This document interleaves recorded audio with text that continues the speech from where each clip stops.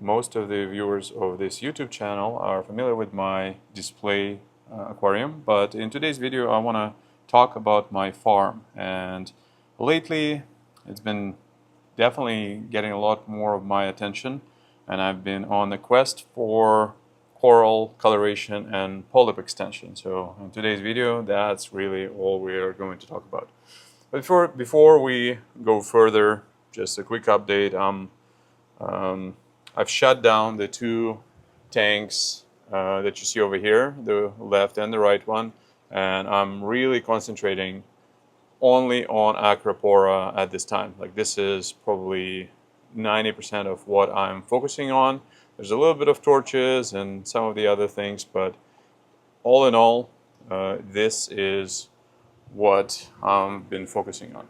And there's going to be a bunch of top-down views, because what I want to talk about is my flow, because that is one of the aspects of polyp extension that I think I can do a little bit better. But let's take a step back literally and just kind of talk about the overall setup. So this is a 6 feet by 3 foot tank. It's 15 inches high, and it is it's got a very large sump underneath as well. So the total water volume is about 240 gallons. This is with the sump. But then if you exclude all the live rock, I think it's about 220 gallons. This is what the tank is. And I am running on a reversed cycle, a little bit of coral in the bottom over here. But actually, let's turn it on, you'll see. So there's some, oh, and then there's the parrot right there. So I haven't cleaned this. This is a whole other couple of days of work. So right now, just this make do. But in today's video, really we want to talk about the main display. Lately, there's been so much great content on YouTube, on different podcasts of people, and even Facebook, of all things, and obviously Reef to Reef, where people talk about all the things that matter when it comes to coral coloration. And since I've been keeping Acropora for many years, this is kind of my first love, and this is the one that I love the most. Bringing out the colors and having some challenging corals and keeping them, this and constantly increasing that challenge. This is what keeps me still very engaged and excited in this hobby. Now, this setup is very simple. I do a large water change continuously. So I have a little Vectra right over here, and you can see there's the calc reactor turning. So it's adding calc throughout the day continuously. I think it's about 9 liters or 10 liters per day of calc that goes in here. And right now I've just paused the 2 salt water pumps in and out, just because I'm making some salt water right over here, and it still hasn't been filled. And I am keeping it very simple. I don't dose any trace elements, although there's a little asterisk next to this, because I did dose some for today's video, and I'll tell you why. But other than that, I try sometimes to feed coral, but again, I've stopped feeding all the coral and just focusing on feeding my fish, which are super healthy, because I like to have very fat fish. Now, let's first talk about the flow, and then I'm going to turn off the flow so you can actually see the tank in a little bit better lighting conditions. But let's first just analyze the flow, because I'm figuring that I might need even your help in understanding or dialing the flow the most optimal way. And there's a lot of flow in this tank. I've got one MP40 on this side, so I did change this a fair bit. No, I'll explain why. So you have one MP40 over here. I have 2 MP40s on the opposite side, and they are in nutrient export mode throughout the day to anti-sink. So when the opposite side is, let's say, sink, these two guys are anti-sink. There is a strong return flow that goes all the way across, and you can actually see it. Like it's a very strong flow. So if I turn off all of the flow in the tank, that strong flow will kick it almost all the way to the back.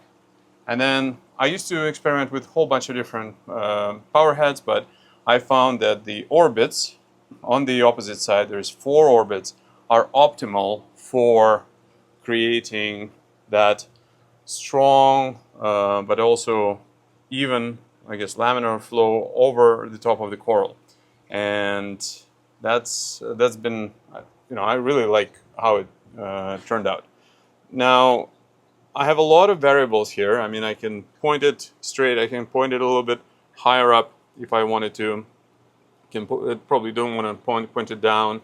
And I also run them in on and off mode. So let's say the first one is on for 3 seconds, then it's off for 4 seconds. The other one is, say, on for 3.5 seconds, then off for 4.5 seconds, and so on and so forth. So there's a bit of an overlap. So sometimes 2 adjacent ones are in sync, but sometimes they're not. And that kind of gives you that random flow. And they are 60%, 60%, 50, and 40, all the way in the back.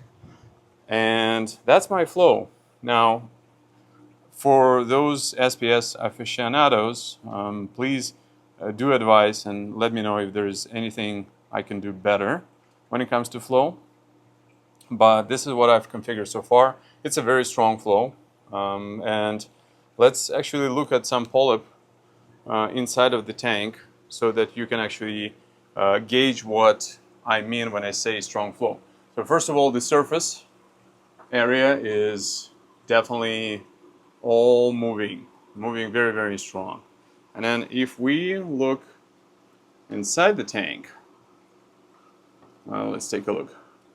What's happening here? We've got a whole bunch of corals. Obviously over here there's a lot of simple low light corals that don't care about many different things. But even if you look at some of the polyps on this burning banana, it's pretty decent. Usually towards the end of the day it really pops up. Right now this is the peak cycle. This is the another coral that you can easily judge the flow by. This is the bird's nest, and you can kind of see what the polyps are moving when the pump is kind of on and off. Remember, this is in nutrient export mode.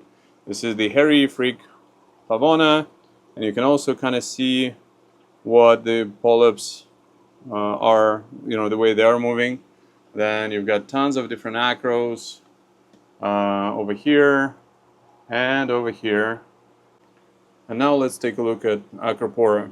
So you've got several islands over here, and if you look at the flow, actually I think one of the best options is to look at some of the corals with polyps. So here's the ultimate orange passion, and you can see the polyps are inside and it's kind of moving but not quite. This is the home record junior, same thing.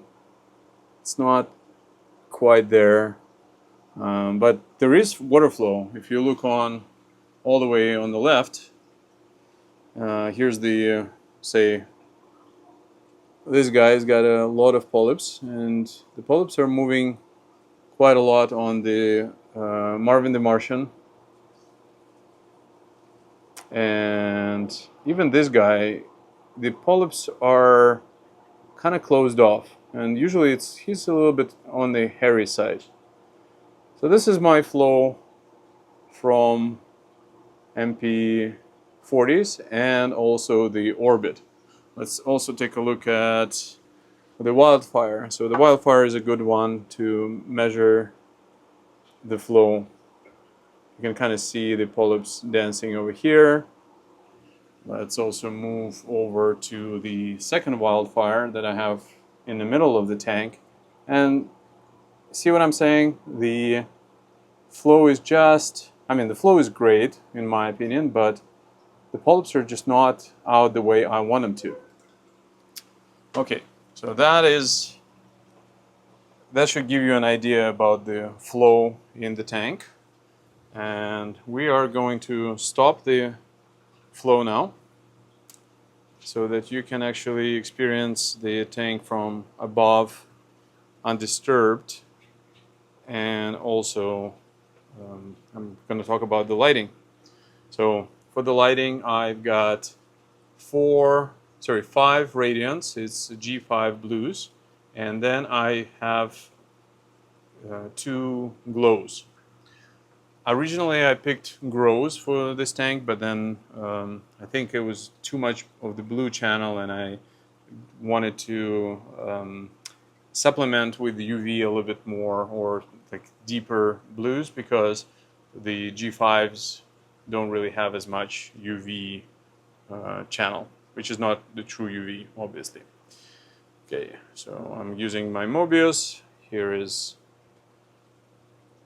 my app, and I have this maintenance mode where when I turn it on, the flow is going to be off, and we can actually explore the tank from above.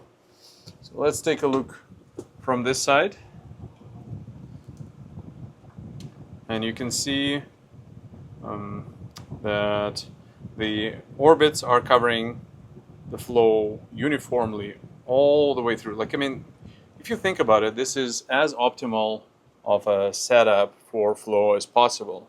And yet my polyps are not where I want them to be. Now, this is the part of the video where I'll talk about the help I get from a whole bunch of other folks. I really want to say huge thanks to a couple of guys on both Reef to Reef, Facebook, and YouTube. If you're not following the YouTube channel of Alec, you search Alec Reef, and I think he's really been blowing up lately in the YouTube world for anybody who likes to geek out about the farms. So he is a big believer. I've chatted to him. He's a big believer that the 3 main components of polyp extension are either bugs, or it is organic compounds, and also trace elements. Well, I have been trying to troubleshoot this, and I've actually done an interceptor treatment, I want to say 2-3 weeks ago. No, more than that. It was about a month ago, and I did the whole, I think 4 tablets, 3.5 tablets on the tank, and I didn't see any difference whatsoever. So then I was told that, well, maybe it's the white bugs, and I didn't see any bugs, just to point this out. So I haven't actually seen any bugs in the tank that I could blame. Then I came downstairs one of the nights at like 4 a.m. or 3 a.m. with a flashlight, and I looked under every single coral trying to find those bugs in action, and I couldn't find any. Maybe there was 1 or 2 spots or specks which maybe were just regular copypods. I have no idea, but just to be safe, I've just done a second treatment. This treatment was 5 tablets, so it's an overkill for 220 gallon tank, and I've just finished it yesterday. Obviously, still no difference whatsoever, and I don't know how long to wait until I will get the results from the treatment. Like I said, I actually am not aware of anything in this tank right now, and I'm on the quest to bring out those polyp extensions. I also feed the food that kills the acroboreating flatworms, and I haven't seen any marks or any eggs in months. So like everything has been pretty good from that perspective. And I don't really get corals from anybody, very rarely, and then they go through my quarantine process. So this is very low input of corals, really. Now, DOC-wise, I have a lot of water changes that I do on the tank, and I don't run any GFO, I don't do refugium. I have amazing skimmer over here, plus I have a second skimmer like chamber right over here that just creates bubbles all the time from with the external air. Like I think I'm doing pretty good from that perspective as well. So, my message to Alec, I think I tried every single one of the suggestions, and maybe I just have to be patient and wait, which is kind of what I'm doing. Also want to say thanks to a couple of guys on Facebook. I don't want to necessarily mention them until I get an approval from them, but I just want to say there are some amazing folks that are very helpful, and they have a lot of suggestions and very valid suggestions overall.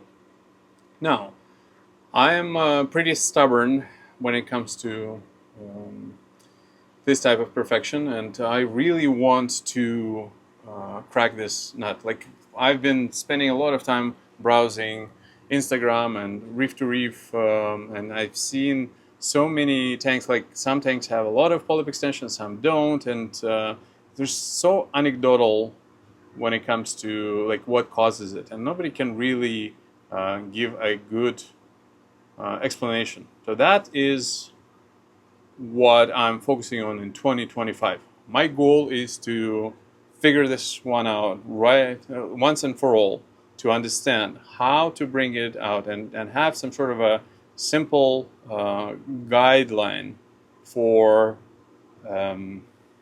doing that and helping others. Now, I forgot to mention about trace elements, because that's another thing that Alex suggested. And so I did the ICP. Now, all you ICP purists will say, well, did you do the more extensive one or not? I did not. I just did the regular fauna one, and I did dose some of the elements that I had that I was lacking in, and that was about a week ago, and I didn't see any difference whatsoever.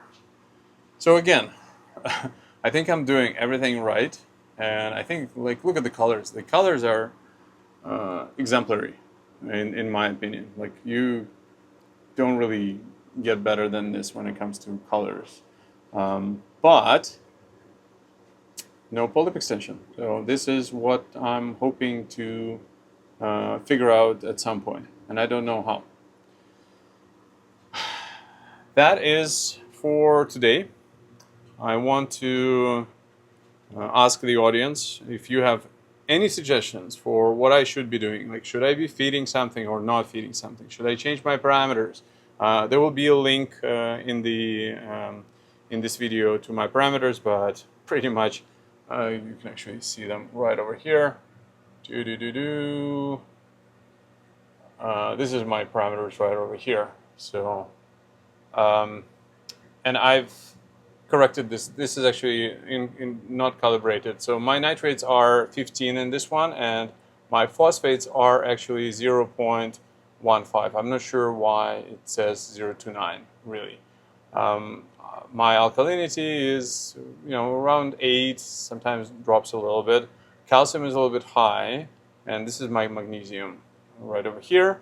And if you go to aquaticlog.com, you can actually search for my tank, and you can see all of my parameters here. I usually share everything that I do on all of my aquariums on Aquatic Log. That's where I'm at. So I really would appreciate if anybody, now that you've seen my flow, now you've seen my setup, you've seen my lighting. I'm getting about 300 par at peak. In the middle of the tank, maybe 350, and it kind of dies down afterwards. So I think I'm doing everything the way I'm supposed to, but yet I'm just not getting the Polyp extension. So the colors are great. Health-wise, I think, you know, I haven't lost a single piece in many months. Knock on wood. So like I don't have anything weird really going on here. Just I don't have any fish that nib at the acros. Just tangs and that's it. Some damsels. So I don't really know. So if you do have a suggestion, please let me know, and we'll try to troubleshoot it together. And hopefully this video will serve as a document for others in their quest for Polyp extension. And if you're one of those folks that have the magic touch, just let me know what you do.